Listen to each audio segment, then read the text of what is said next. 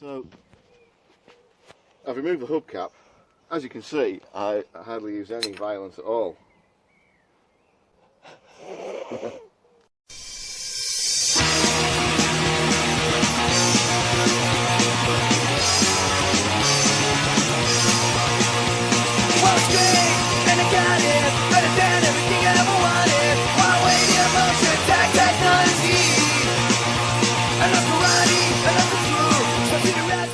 So for getting, also related to getting the brake caliper off, look.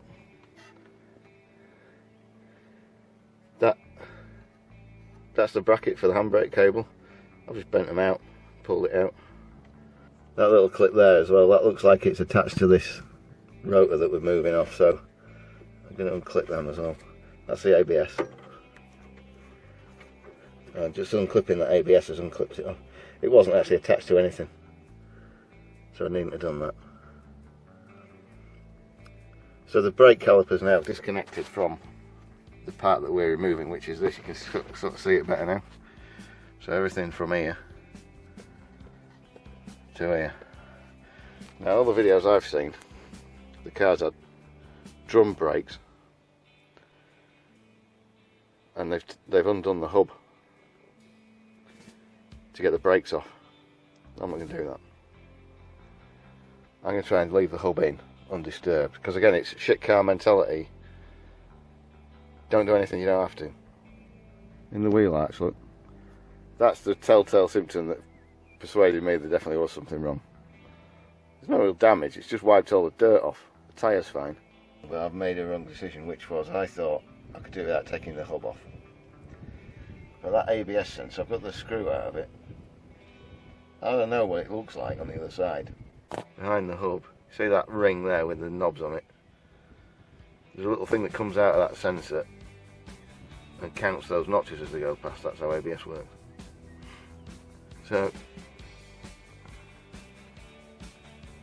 I don't want to knacker the ABS sensor, so hey ho, let's take the hub off. So I've removed the hubcap. As you can see, I hardly use any violence at all.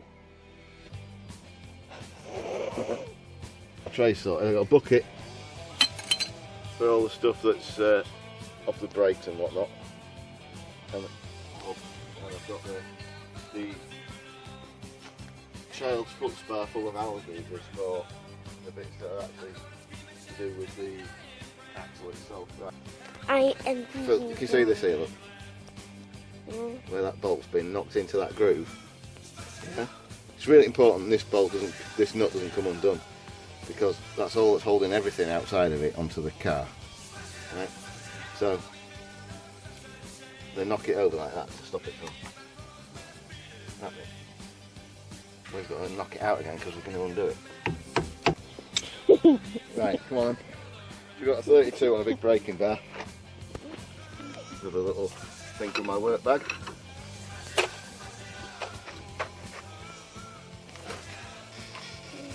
Easy as pie, eh?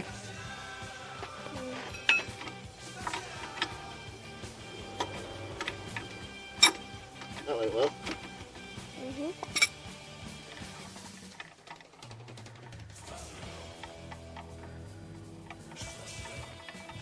So I'm going to need a puller on that. So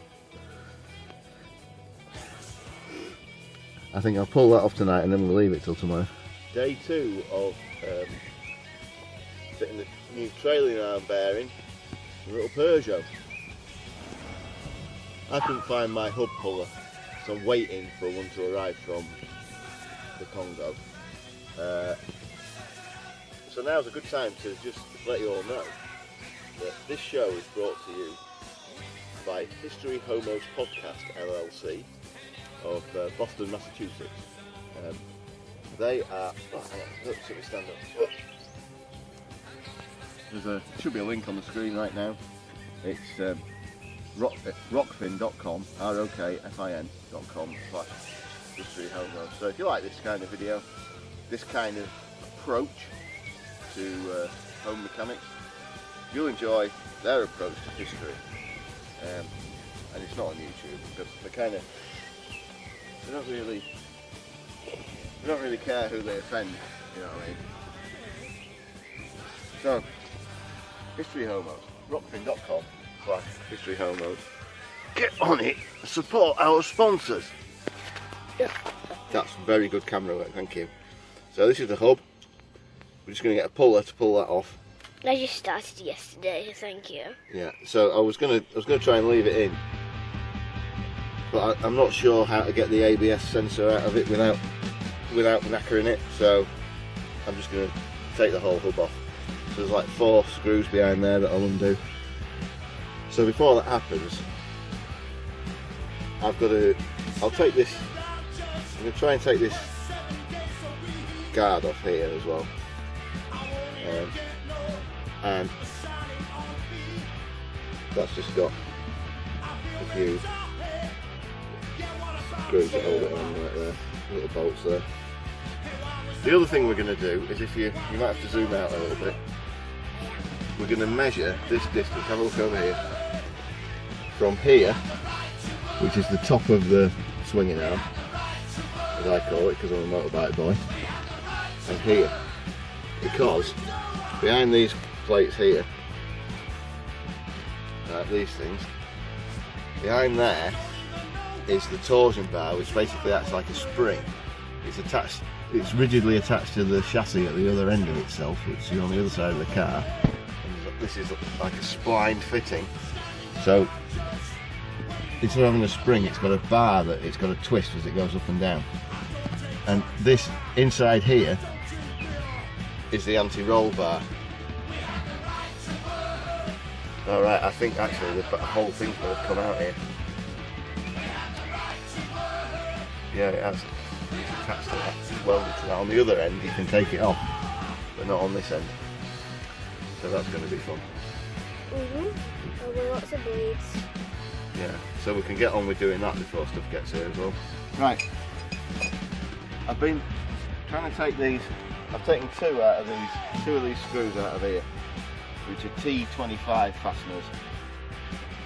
There's one down at the bottom here. You see it? You got it on the screen? Yeah. I've put my, I've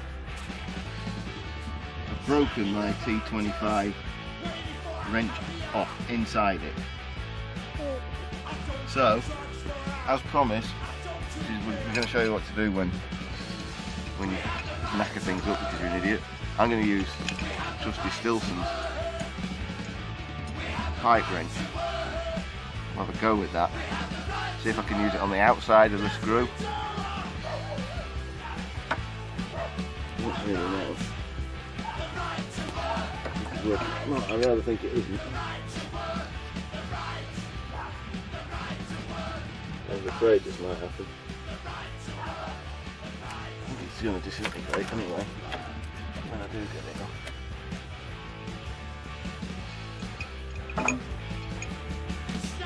What you've got to think, part of shit car state of mind is this. What would you do if you were in the desert? Right, give it a bit more of an easing oil.